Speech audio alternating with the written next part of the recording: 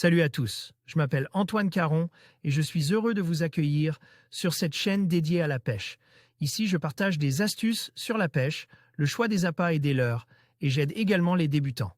Abonnez-vous pour rester toujours au courant. Et maintenant, passons au sujet du jour. Bonjour à tous.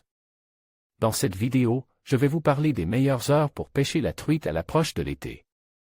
Avec l'arrivée des températures plus chaudes, il est essentiel de connaître les moments idéaux pour maximiser vos chances de succès. Je vais partager avec vous quelques conseils pratiques bases sur mes expériences personnelles et des observations sur le comportement des truites. Alors, préparez vos cannes à pêche et rejoignez-moi pour découvrir quand il est préférable de vous rendre au bord de l'eau. Écoutez cet article lever et coucher de soleil lorsque les journées sont chaudes, notamment par plus de 25 degrés à l'ombre, les truites raccourcissent leur période d'activité. La truite est un poisson qui n'apprécie pas particulièrement les eaux chaudes pour se nourrir. En revanche, au lever et au coucher du soleil, durant une période qui est de plus en plus courte à l'approche de l'été, les poissons se déplacent pour se nourrir. La température de l'air est plus fraîche, ainsi que celle de l'eau. On retrouve généralement les truites dans très peu d'eau, postent dans le courant, attendant qu'une proie passe à leur portée. La faible luminosité nous permet de leurrer plus facilement les poissons qui se réfèrent principalement au bruit et aux vibrations pour chasser. Le soleil au zénith au contraire du lever et coucher du soleil, l'heure du zénith n'est pas fraîche et propice au déplacement des truites. Toutefois, si vous possédez une bonne paire de lunettes polarisantes, vous pourrez rechercher activement des poissons en longeant la rivière. Les poissons sont souvent collés au fond, dans des courants faibles et à l'ombre. En utilisant la ruse, la discrétion et des petits leurres, il est possible de capturer des poissons méfiants.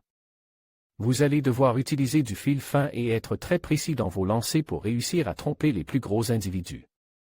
Lorsque le soleil est à son zénith, vous allez également pouvoir repérer quel trou et quel courant possède le plus grand nombre de poissons ou le plus gros individu.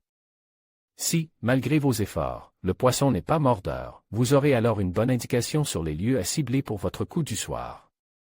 Préserver le poisson. Les températures estivales sont un grand danger pour les truites, d'autant plus sur les gros poissons. Prenez bien en compte qu'une truite ne doit, sous aucun prétexte, quitter la fraîcheur de l'eau de la rivière. Quelques secondes suffisent pour faire une jolie photo avant de rapidement relâcher le poisson. Évitez également de poser le poisson sur une pierre ou toute berge exposée au soleil qui pourrait brûler la peau d'une truite déjà fragile. Utilisez au maximum une épuisette, avec des mailles en caoutchouc pour garder le poisson face au courant pendant que vous essayez de le décrocher. Mouillez-vous correctement les mains avant de vous en saisir et restez toujours au-dessus de l'eau quand vous souhaitez faire une photo. Une chute sur le sol est fatale pour une truite déjà épuisée par le combat.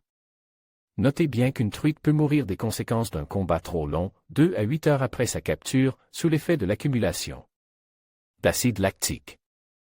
En conclusion, pour maximiser vos chances de pêcher la truite à l'approche de l'été, il est essentiel de tenir compte des heures les plus propices. Généralement, les premières heures du matin et les dernières heures de l'après-midi s'avèrent être les plus fructueuses. N'oubliez pas d'adapter votre technique et votre équipement aux conditions climatiques et à l'activité des poissons. En suivant ces conseils, vous serez mieux préparé pour vivre des moments inoubliables au bord de l'eau. Bonne pêche!